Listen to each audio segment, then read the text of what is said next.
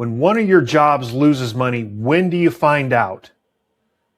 Do you find out after the fact? Or do you find out during the job? Or do you ever find out? That would be a bad answer. Usually after it's done is when people find out. And if you're finding out after it's done, just to state the obvious, it would be too late to change anything.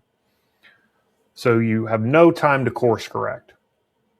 Chad Boyle, CPA, and Corey Boyle, not CPA. Reading a job while it's still running. How to catch a job that's losing money while you can still fix it. So how do most owners run a job today? You bid the job, the crew runs it, you see how it went when the job is done. That means the whole job runs without anyone checking the numbers or the status.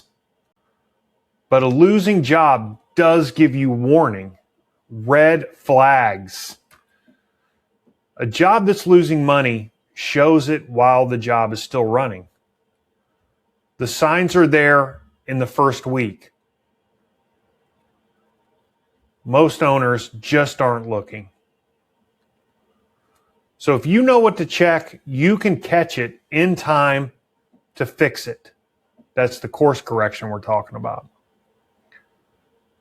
Here are 5 things to check on every job while the job is running. So check 1, hours used versus how much is done. So if you've used 60% of your hours that you estimated, but your job, it's only 40% done, that could be a red flag. When the hours are ahead of the work, that's a signal that the job is going over.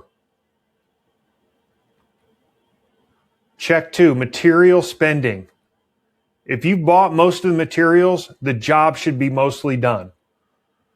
So that's, if you've bought the materials that you plan to, how many trips are you making to Home Depot? That could be an indicator that you're going over. Check 3, extra work you're not charging for. The customer asks for a few small extras.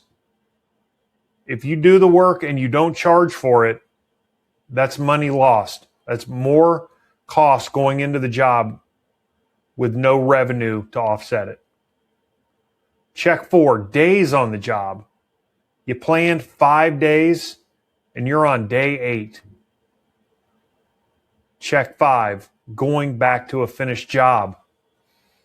The crew keeps going back to fix things, you're paying for it twice. Sometimes called warranty work. And just a side note, you should track that. Definitely track that separate. What work are you doing on jobs that you may have coded as work complete or something to that effect? So here's the 5 things to check. I mean, this shouldn't be earth-shattering for anybody. These are good, practical things to check on a job, minimum on a weekly basis. Hours used versus how much the job is done. Material spending versus the progress. Extra work you're not charging for. Days on the job versus the plan. And going back to fix things or warranty work. If you only check one thing, check the hours against how much is done. It's usually your biggest cost, and it's the first thing to slip.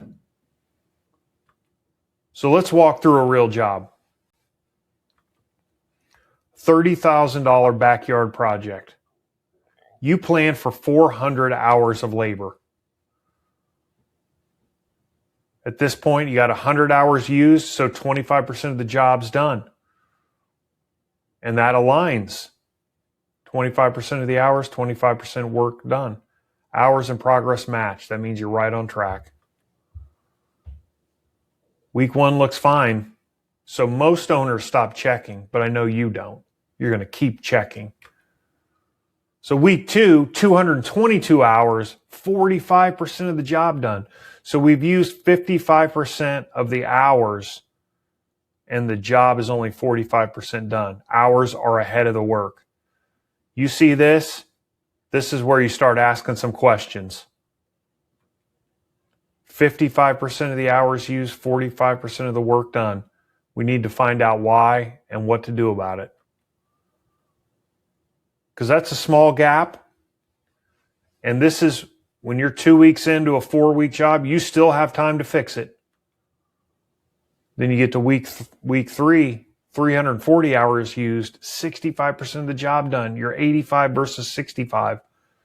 So if you're not looking at it, you're not course correcting, you're letting it ride, now the gap's bigger and you have less time to course correct. 85% of the hours gone and a quarter of the job is still left to build out. So the owner wasn't checking and still doesn't know. The same job 2 ways. Same job, 2 different owners. Owner A, they didn't check. The job finished at 480 hours. They budgeted 400 hours, so they're over budget by 80 hours. He found out when the job was done, there's nothing to do. There's no time to course correct. Went over 80 hours and he found out too late. Owner B checked in week 2. He saw that gap and he took action. He moved his best crew over, replanned the work. He was able to charge for the extras that the customer added in. The job finished at 410 hours, almost on budget. And he caught it because he caught it early. So he got a better result than owner A. Same job. He saved 70 hours just by checking early. 70 hours of labor is thousands of dollars. And that's just one job. How many jobs do you run in a year? That's why checking early pays off. When you check early, a problem is still fixable. The same problem at the end of the job, it's just a loss. The pushback we always hear, I don't have time to check every job. You don't check everything. You actually check one number once a week, minimum. A job that's losing money will show you if you look in time. So catch a job, a losing job, while you can still fix it. Check it early. Check the one number. We'll set that one number up that tells you if a job's going over before it's done. To do that, just book a free profit and cash flow analysis, and the link's in the description. And with that, we will close out and just remind you, check those jobs, check them early, and at a minimum, check that one number.